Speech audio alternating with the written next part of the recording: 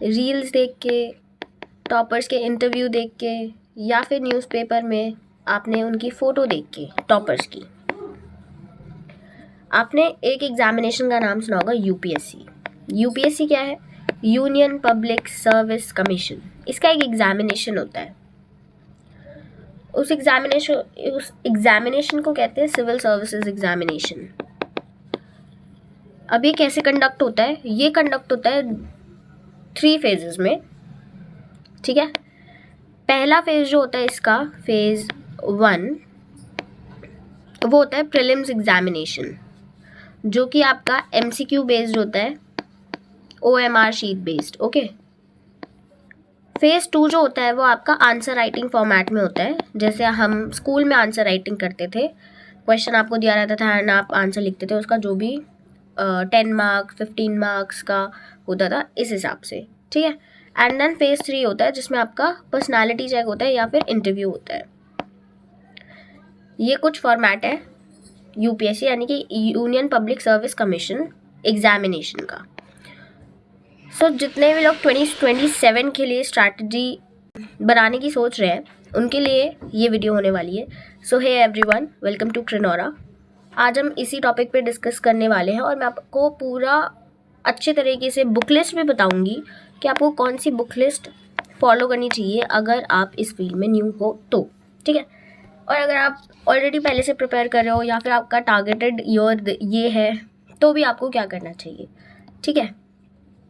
So start करते हैं prelims, ठीक है। फेज 1 इसकी बात करते हैं। सबसे पहले आपको ये क्लियर करना होगा बेसिक बुक्स जो कि ज़रूरत पड़ती है इस स्टेज को क्लियर करने के लिए, वो होती है ओल्ड एनसीईआरटीज़। अब ओल्ड एनसीईआरटीज़ के लिए क्यों बोला जाता है? क्योंकि यहाँ से कई बार डायरेक्ट क्वेश्चंस बनते हैं। जब हम क्वेश्चन प्रैक्टिस करेंगे तो हम देखेंगे कि यहाँ से किस तरीके के क्वेश्चंस आए हैं, या फिर वो आप खुद भी देख सकते हो, ठीक है। तो ओल्ड एनसीईआरटीज़ मस्ट है 11th 12th की, ठीक है। एंशिएंट के लिए एंड मिडिवल के लिए, एंशिएंट एंड मिडिवल के लिए ओल्ड एनसीईआरटीज़। मॉडर्न के लिए आपको बोला जाता है कि spectrum is the best book, ठीक है। स्पेक्ट्रम क्यों बेस्ट है? क्योंकि मॉडर्न से काफ़ी क्वेश्चंस आते हैं, लाइक काफ़ी। अगर आप वेटेज देखोगे तो बहुत मॉडर्न से काफ़ी क्वेश्चंस बन जाते हैं ऑल्टरनेटिव ईयर्स पे। तो इसलिए स्पेक्ट्रम में काफ़ी अच्छे से वो चीज़ एक्सप्लेन की गई है और यहाँ से भी डायरेक्ट क्वेश्चन मॉडर्न पार्ट पे बनते हैं। इसके बाद आते हैं हम ज्योग्राफी पे। ज्योग्राफी में क्या है? ज्योग्राफी के लिए आपको बेस्ट सोर्स, या तो आप मतलब बाकी अदर सोर्सेज भी ले सकते हो जो मार्केट में अवेलेबल है, जैसे कि काफ़ी सारी मैगजीन्स आती है अदर इंस्टीट्यूट्स की, वो भी आप ले सकते हो। टॉपर्स नोट्स भी ले सकते हो, ठीक है, बशर्ते आपको वो समझ में आने चाहिए। लेकिन अगर मैं बेसिक की बात करूं तो बेसिक के लिए आपको 11th एंड 12th के एनसीईआरटीज़ जो 70% आपका कोर्स कंप्लीट करवा देंगी। आपको बार बार इसको रिवाइज करना है।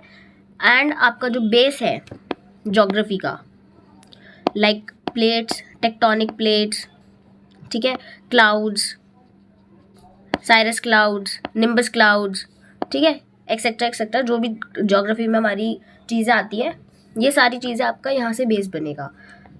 इसके ऑल्टरनेटिव हम क्या लेके चल सकते हैं कि हम सपोज हम एनसीईआरटीज़ पढ़ रहे हैं, ठीक है, तो वो एक थ्योरी हो गई, लेकिन उसके साथ समझने के लिए हम एक ज्योग्राफी की प्लेलिस्ट है जो कि आपको मृणाल सर के यूट्यूब चैनल पे बनी हुई मिलेगी। वो एक टीचर है, फीमेल टीचर है, जिनकी वो ज्योग्राफी की वीडियोज़ है। आप सर्च करोगे मृणाल सर YT, उनके चैनल पे जाओगे, ज्योग्राफी वीडियोज़ या फिर playlist, that is good for mains. तो ये एक कंबाइंड अप्रोच होगी ज्योग्राफी को टैकल करने की। उसके बाद आते हैं पॉलिटी पे। पॉलिटी के लिए बाइबल माना जाता है M लक्ष्मीकांत को। M Laxmikanth is the Bible for polity, Indian polity. और यहाँ से डायरेक्ट क्वेश्चंस बनते हैं, जैसे कि indestructible union and destructible state, ठीक है।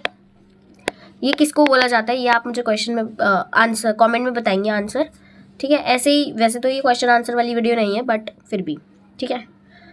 एक और क्वेश्चन अगर मैं पूछूँ तो पार्ट 3 से रिलेटेड, पार्ट 4 से रिलेटेड काफ़ी डायरेक्ट क्वेश्चन यहाँ से बनते हैं, ठीक है। और इसके साथ हम क्या कर सकते हैं, इसके साथ आपको अगर आपका बेस नहीं है पॉलिटी में, नहीं समझ आ रही है डायरेक्टली लक्ष्मीकांत की लैंग्वेज, तो 11th क्लास की NCERT वो पढ़ सकते हैं, ठीक है। उसके बाद आता है economy.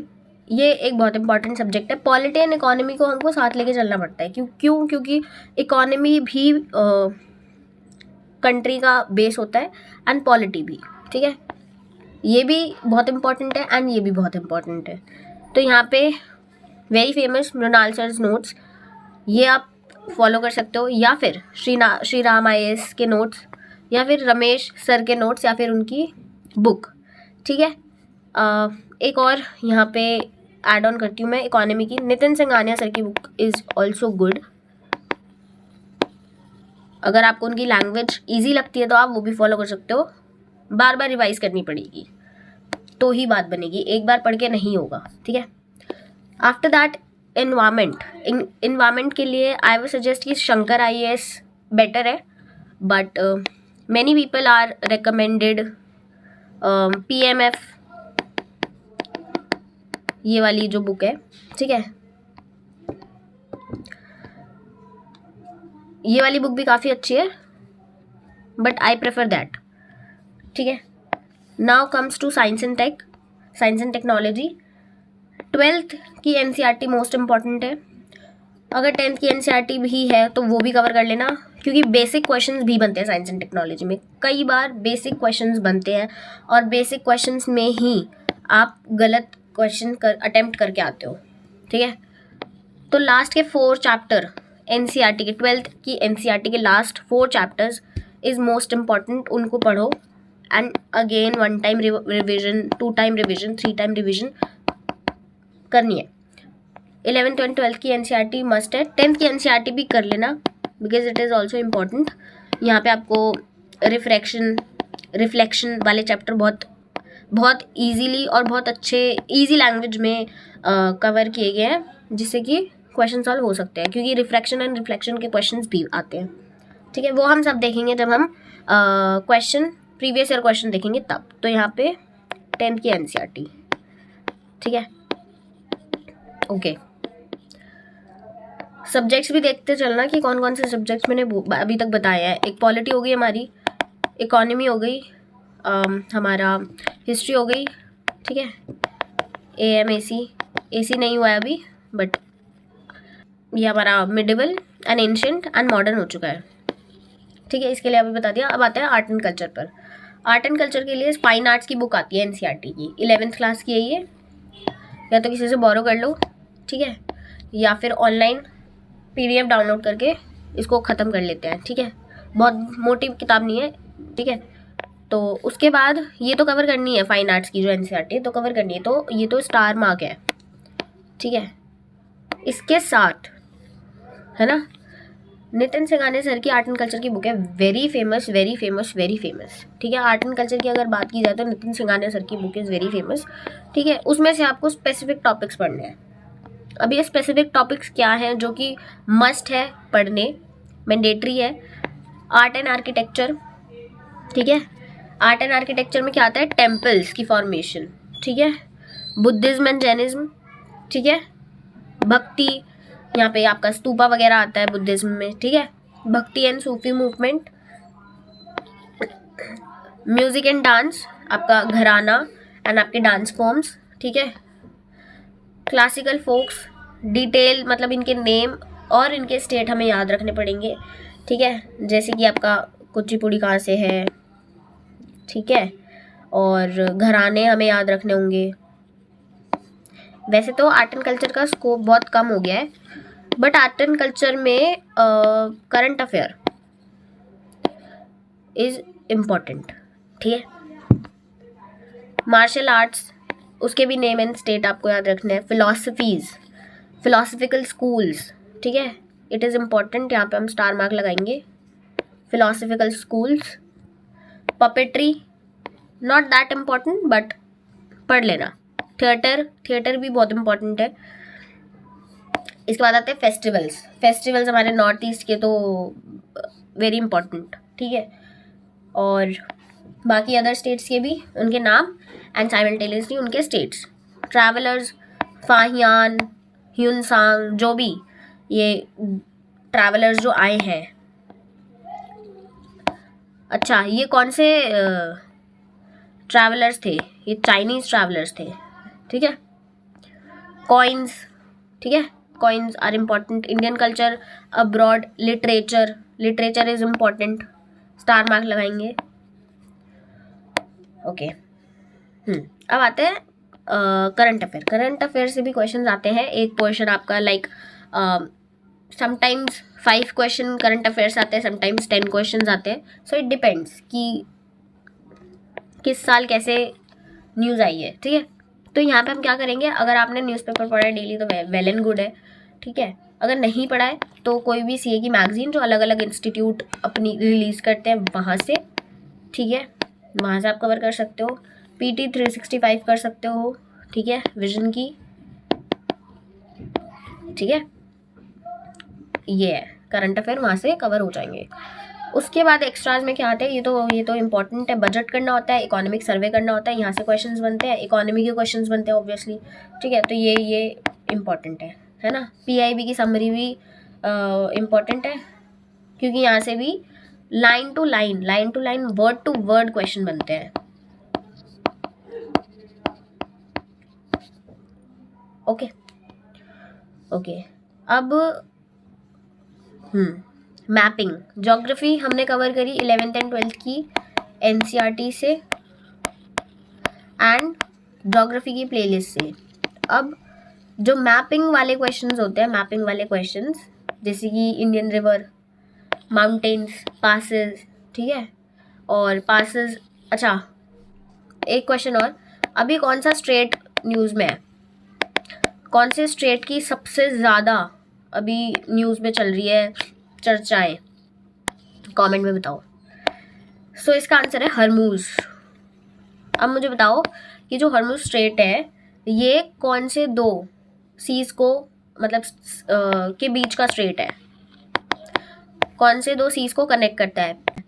Seize and boundaries geography में ही आती है कि आपकी बांग्लादेश से कितनी लंबी बाउंड्री अटैच है इंडिया की, ठीक है. सबसे ज़्यादा किसके साथ बाउंड्री अटैच है, पाकिस्तान से कितनी लगती है, अफगानिस्तान से कितनी लगती है, चाइना से कितनी लगती है. एंड उनके नाम भी, red Cliff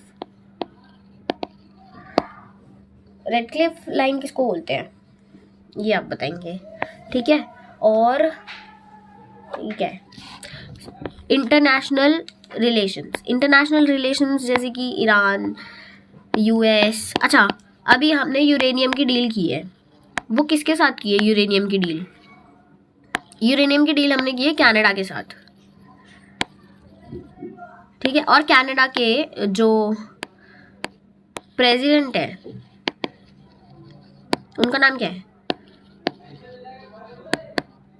mark Carney, if I am not wrong.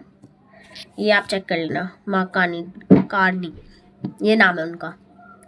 CSAT एक अलग से पेपर होता है प्रीलिम्स में. तो आपके 2 पेपर होते हैं. एक होता है आपका 9:30 से, ठीक है.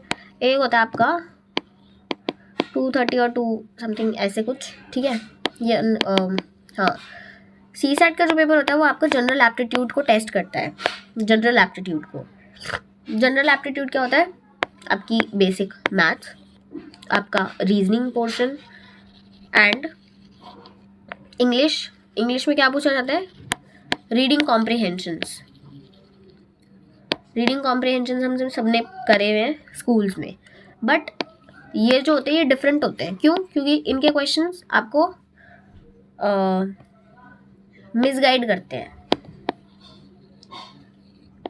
आपको पैराग्राफ में कुछ और दिया होगा और आपसे क्वेश्चन पूछेगा अजम्पशन. अब आप अजम तो अपने हिसाब से करोगे नहीं, लेकिन हमें अजम करना है पैराग्राफ के हिसाब से, और उस हिसाब से आपको ऑप्शंस दिए हुए होंगे. ऐसे आपको वो क्वेश्चन सॉल्व करने हैं, ठीक है। तो ये होता है। इसके लिए पास्ट 4 to 5 ईयर्स के PYQs, सबसे पहले तो ये सॉल्व करने की कोशिश करो, नॉट सॉल्व पर क्वेश्चंस किस तरीके के आए हैं ये देखना है, ओके। उसके बाद मॉक्स एंड प्रीवियस ईयर पेपर्स।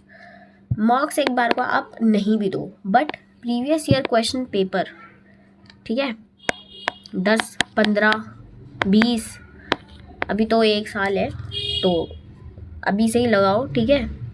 और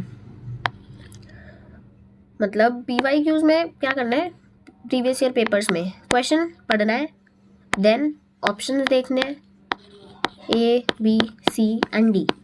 ऑप्शंस जब हम देखेंगे तो for example 44th amendment act की बात की गई है। 44th अमेंडमेंट एक्ट क्वेश्चन यहाँ पे बनता है, 44th अमेंडमेंट एक्ट कौन से ईयर में आया था। तो इसकी मैंने ट्रिक बताई थी, इसकी ट्रिक है 44th यानी कि 4+4। 70s की सीरीज़ में याद करवाया था, 70s की सीरीज़ में यानी कि 1978 में। कब आया था? 1978 में आपका 44th अमेंडमेंट एक्ट आया था, ठीक है। इससे क्वेश्चन बन रहा है ना, तो इससे रिलेटेड 42nd अमेंडमेंट एक्ट ये भी पता होना चाहिए, ठीक है। और अगर पार्ट 3 की बात की जाती है तो आपको पता होना चाहिए कि फंडामेंटल राइट्स से आप फंडामेंटल ड्यूटीज़ आपको पता होनी चाहिए। फंडामेंटल ड्यूटीज़ से आपको DPSPs पता होने चाहिए। DPSPs क्या होते हैं? Directive principle of state policies, ठीक है। तो ऐसे हमको लिंक करते हुए पढ़ना है, लिंक करते हुए। 15 to 20 फुल लेंथ मॉक्स। पहले फुल लेंथ मॉक्स नहीं अटेम्प्ट करने हैं, पहले हमें करने हैं अगर क्वेश्चन समझना है, ठीक है। क्योंकि अगर हम स्ट्रेट फॉरवर्ड 100 क्वेश्चन अटेम्प्ट करेंगे इन वन गो तो वो हमारा माइंड उतना एफिशिएंटली नहीं रिस्पॉन्ड करेगा आंसर्स को। तो हम क्या करेंगे, 20 क्वेश्चन, देन हम ग्रेजुअली इंक्रीज करेंगे क्वेश्चंस को, 20, 30, 40, फिर हम लगाएंगे हाफ लेंथ मॉक टेस्ट, जैसे कि 50 क्वेश्चंस। 50 क्वेश्चंस में आप या तो ले सकते हो 25 आपके एंशंट के, या फिर पॉलिटी के, या फिर इको के, या फिर 25 क्वेश्चंस आपके इन्वायरमेंट के एंड जियो के, और या फिर करंट अफेयर। ऐसे करके 50 क्वेश्चंस यानी कि हाफ लेंथ मॉक्स, ठीक है। क्योंकि हमें ग्रेजुअली अपनी concentration as well as speed भी बढ़ानी है। फिर हम लास्ट में फुल लेंथ मॉक्स देंगे। फुल लेंथ मॉक्स किस किस के आते हैं? वाजीराम के आते हैं, विजन IAS के आते हैं एंड इनसाइट्स के आते हैं।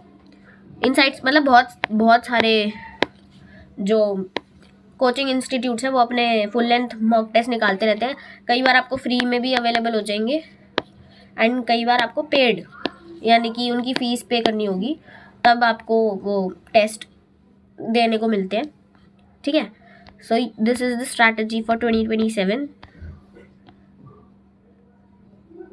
Yup, first phase, phase 2 and phase 3, ठीक है। It is clear? Okay, now strategy आपके सामने है, ये मैं शेयर कर दूँगी अपने टेलीग्राम चैनल पे, ओके। अगर जिसने नहीं ज्वाइन किया हुआ है वो कर ले, टेलीग्राम लिंक आपको मिल जाएगा डिस्क्रिप्शन में, वहाँ जाके आप इसको देख सकते हो और इस स्ट्रैटेजी के अकॉर्डिंगली आप अपना स्ट्रैटेजी स्टार्ट कर सकते हो, ठीक है। All the best, bye.